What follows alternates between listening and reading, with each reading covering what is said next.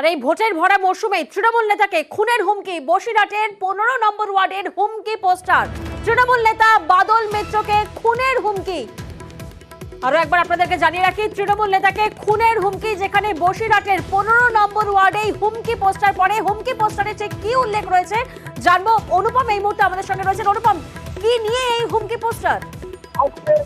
হ্যাঁ দেখো, এই যে বসিরহাটের 15 নম্বর ওয়ার্ডের এই ওয়ার্ডেই গতকাল রাতে একটা বিশৃঙ্খলা তৈরি হয়। তার কারণ বিজেপি কর্মী সমর্থকরা তারা বিজেপির পতাকা লাগাচ্ছিল, তখন কয়েকজন দুষ্কৃতী তাদের উপরে হামলা চালায়। তারা বিজেপির 3 জন কর্মী আহত হয়, তাদের মধ্যে 2 জন বসিরহাট হাসপাতালে ভর্তি হয়।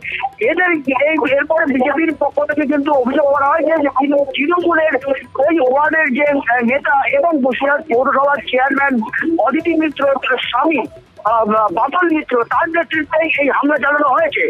এই ঘটনার পরে কালকে গতকাল রাতেই গভীর রাতেই কিন্তু এই 15 নম্বর ওয়ার্ডের প্রান্তিক যে মাঠ, সেই প্রান্তিক মাঠের ঘেরে একটা পোস্টার লাগানো হয়। যে পোস্টারে একদম পরিষ্কার ভাবে লেখা আছে যে তৃণমূল নেতা বাদল মিত্রকে খুনের হুমকি, বিজেপির বিরুদ্ধে হুমকি পোস্টারের অভিযোগ।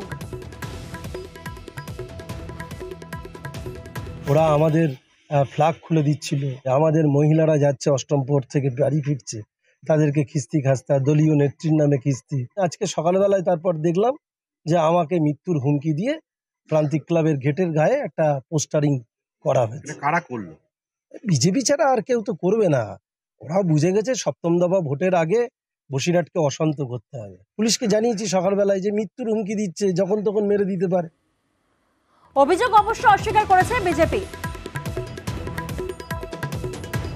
আমার কাছে খবর আছে গতকালকে ওর নেতৃত্বে আমাদের বিজেপির 2 জন কর্মী ফ্ল্যাগ লাগাচ্ছিল, তাদেরকে বেধড়ক মারধর করা হয়েছে, তারা হাসপাতালে আছে, ভর্তি আছে। তো এই খবরটা যখনই লাইভ হয়েছে আর তারপরেই ধরনের একটা পোস্টার পড়লো, এর অর্থ কি, মানে কি, সাধারণ মানুষকে আর অত বোকা ভেবে লাভ নেই। আইনগত ব্যবস্থা যা আছে ও নিক, যে ফোন থেকে কল এসছে তার ব্যবস্থা নিক। আমরা অবশ্যই বলবো